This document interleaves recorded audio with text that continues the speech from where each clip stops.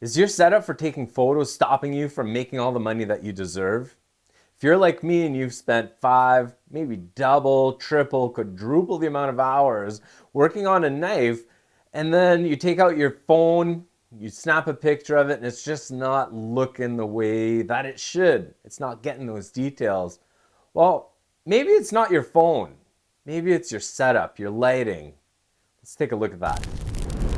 I'm Justin Lamrou, and we're going to look at 3 different situations that I've gone through for taking photos. And this third one is inspired by Peter McKinnon's video, Product Photography That Makes You Money.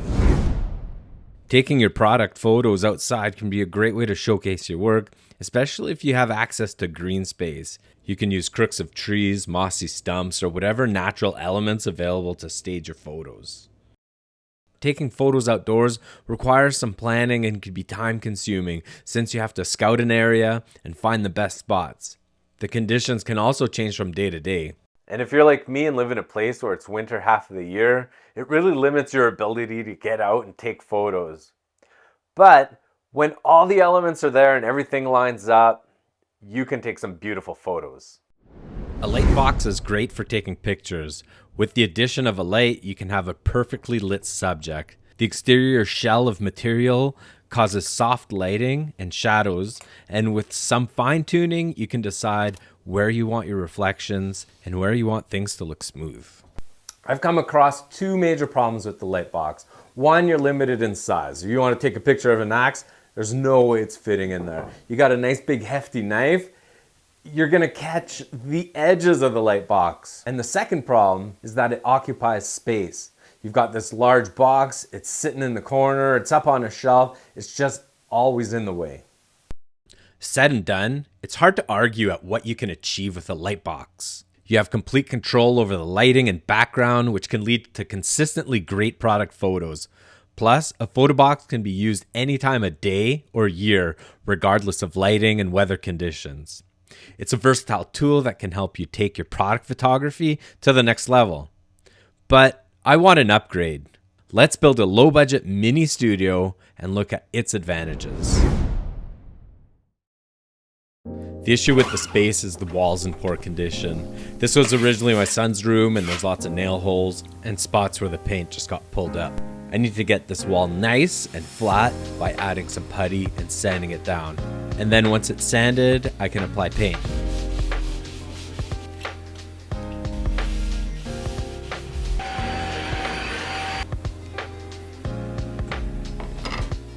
Instead of taping things off, I like to use an angle brush. I think it's quicker and does a nicer job.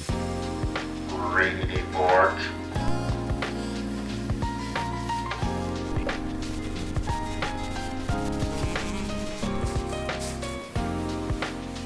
In the middle of the wall, I'm painting a black surface so that the wood that I apply, at no matter what angle I'm taking my photos, I won't have the white lines peeking through the boards.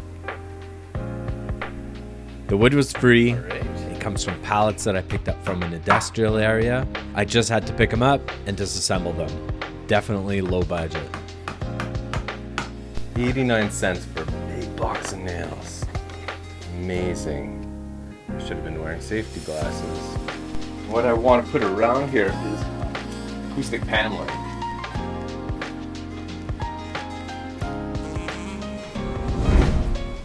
Let's try out the new setup, but first, props. Pink looks great on quartz.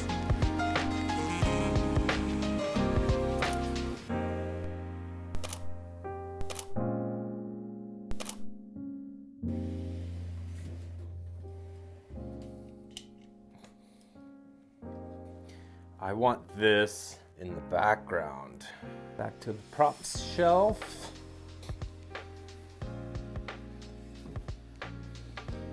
That works. There wasn't enough distance between the knife and the plant, so I ended up getting another board for the setup. Has a bit of bark on it, and I think that's alright for my foreground. I'm gonna try different angles. Moving the lights around now to capture the image instead of moving the camera around so that I can frame the image and then make sure that the light is where I want it as opposed to moving myself around for the light. There it is, that's the money shot. Simple setup, definitely more functional than what I had before, so I'm happy about that. So to loop back to the original idea about leaving money on the table, this is probably your best opportunity to show off your knife. You want to capture different details of your knife. You don't want just the profile of it, but you want to capture some of the elements that are unique to the knife. As far as this goes, for my initial setup, I'm quite pleased with it. I'm already seeing little things, little adjustments that I want to do. But for $70, I'm certainly happy. The only thing I'm not happy about is busting my back windshield when I was unloading one of the pallets. C'est la vie. These things happen. Something else that could happen is you clicking that follow button. That's up to you. So again, represent your knives well. Think about the colors. Think about the rules of thirds, where you're placing your knife. Just enjoy the process of taking photos. Try to dig into photography and get better at it. Practice it. All right, guys, I think that's it for now. If you've got any questions or suggestions, put them in the comments below. And stay inspired, stay creative, and we'll see you in the next video. Not bad? Not bad. Not bad. All right. One more. Let's go. I got some nails to pull. It's frosty out here. Actually, it's beautiful out. I think some of this is oak.